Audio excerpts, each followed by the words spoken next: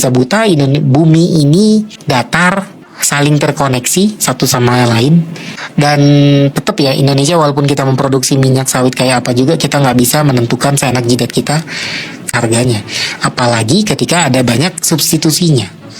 Tadi gue bilang batu bara kita bukan pemain tunggal, minyak sawit kita bukan pemain tunggal. Ada banyak negara lain yang bisa bikin dan memproduksi barang kualitas rendah sama seperti kita. Itu adalah barang basic, nggak ada value added-nya. Jadi semua negara bisa melakukan apa yang kita lakukan. So pikir lagi kalau bilang bahwa Indonesia bisa menjadi pemain tunggal ngeset harga seenak jidat, enggak. Kita belum berada di posisi yang seperti itu. Semoga cukup jelas guys. Tapi bukan artinya ya nggak ada harapan, tetap masih ada harapan bahwa Indonesia bisa punya bursa indeks harga CPO-nya sendiri. Ya hopefully itu bisa meningkatkan daya tawar kita. Walaupun at the end of the day yang akan menentukan ya negara pembeli. Kalau harga kita kemahalan, dia tinggal switching aja ke Malaysia, gampang. Kayak kemarin, harga minyak sawit Indonesia kemahalan atau ekspor sawit Indonesia di kerannya ditutup, mereka tinggal switching. Semudah itu kok. Next. Pertanyaan selanjutnya dari Arif Azizi 8428. Bang Ben, umur saya kan 30 tahun, punya anak 1, masih sekolah TK, tapi saya investasi usaha kos-kosan, punya 3 tempat, ada 30 kamar. Kedepannya untuk anak dan masa tua saya. Itu apakah salah dalam mengambil keputusan?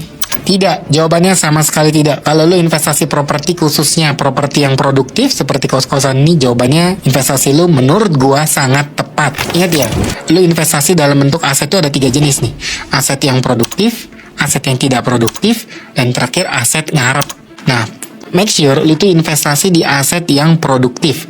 Contoh, lu investasi tanahnya diem aja, itu namanya asetnya tidak produktif. Lu investasi emas, iya nilai naik nggak tiap tahun, iya, tapi produktif nggak, bisa beranak nggak emasnya itu, enggak. Itu investasi jenis aset yang tidak produktif. Tetapi kalau lu investasi tanahnya kemudian lu bangun villa, atau lu bikin perkebunan, atau lu sewakan, dia berubah menjadi aset yang produktif.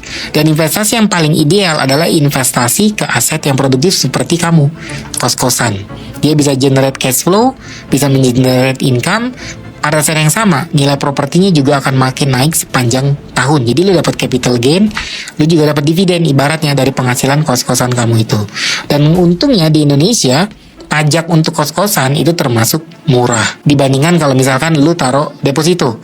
Bisa sampai 20% tuh pajaknya. Jadi menurut gue ini keputusan sangat bijak kalau lu investasi di bidang kos-kosan, bisa buat anak cucu dan bisa buat dirimu sendiri nanti di hari tua. Karena bisa dapat apa? Capital gain dari sana sendiri.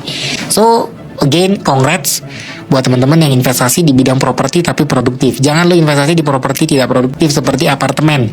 Makanya banyak investor yang beli apartemen boncos dan rugi. Apa yang terjadi? Udah disewainnya sulit, oversupply di mana-mana. Mau capital gain juga nggak bisa karena harganya bukannya tambah naik tetapi tambah turun. So buat teman-teman yang berhasil sukses investasi di properti dan produktif seperti kos-kosan ini, Pak Arif ya, congrats. Menurut gue lu membuat keputusan yang luar biasa. Hebat, keren. Next. Pertanyaan dari Randi Santika. Kapan SSB ada lagi Pak Ben? Pengen ikutan biar tidak terjerumus genjutsu bandar. Good news guys, Sekolah Saham BNX Season 6 kembali lagi untuk pertama kalinya di tahun 2025. Kita akan membuka Sekolah Saham BNX khusus untuk pemula guys. Karena di sini kamu akan belajar metode untuk menentukan harga saham mahal atau tidak, valuasi yang wajar, dan bagaimana sih cara membaca laporan keuangan nih, khusus buat kamu yang pemula. Nah buat teman-teman segera daftar karena khusus untuk di season ini kita akan kupas tuntas tentang momentum. Dihitungnya pakai standarnya dolar bakal kelihatan susah gitu loh. Kayaknya nggak berkembang nih perekonomian kita dan lain sebagainya. Tapi kan satu hal yang nyata, kalau kita ngomongnya pakai rubel, orang di Rusia itu tetap pakai rubel. Ketika pemerintah beli senjata di Rusia, beli rudal, bikin tank dan segala macam, itu pakai mata uang apa? Rubel. Mereka nggak pakai mata uang dolar. Jadi mau dolarnya naik atau mau dolarnya turun, perekonomian mereka di dalam negeri mereka itu saling bertransaksi udah menggunakan rubel sendiri. Tetapi ketika diukur pakai kacamata barat, ya seolah-olah negara ini buruk, busuk, dan bakal kolaps. Hanya karena seolah-olah mata uangnya terus melemah dibandingkan dolar. Tetapi mereka kan nggak belanja gorengan di pinggir jalan, beli roti di pinggir jalan pakai dolar. Enggak, mereka kan belanja itu ya pakai rubel. Dan sepanjang negaranya bisa survive tanpa dolar Amerika. Selama negaranya juga bisa mandiri, nggak mengandalkan impor dari negara lain karena mereka harus impor negara lain pakai mata uang dolar Amerika Serikat, ya mereka masih akan survive. Makanya akan sangat aneh sekali kalau banyak orang bule di barat, analisis di barat itu selalu bilang Rusia bakal bangkrut, Rusia bakal bangkrut. Perang dari Ukraina, Ukraina dapat dolar terus bisa belanja senjata dan lain sebagainya. Rusia bakal kalah dan bakal kolaps. Faktanya menurut gua enggak, karena negara mereka pun ada nggak ada dolar ya mau nggak mau mereka tetap survive menggunakan mat. Jadi yang lu lihat itu adalah apakah perusahaannya bagus, apakah dia mempunyai competitive advantage yang bagus, apakah dia bisa menaklukkan kompetitornya, apakah dia bisa efisien, apakah dia bisa mengurangi biaya-biayanya, apakah GCG direksi-direksinya ini tidak hobi korup. Itu yang lebih penting dibandingkan oh ini lagi window dressing, oh ini lagi, itu nggak penting menurut gue. Itu cuma momentum trickle, itu cuma distraction, nggak penting lah. Again, lu investasi di sebuah bisnis, be an every stock there is a company. Yang lu harus lakukan adalah lu harus cek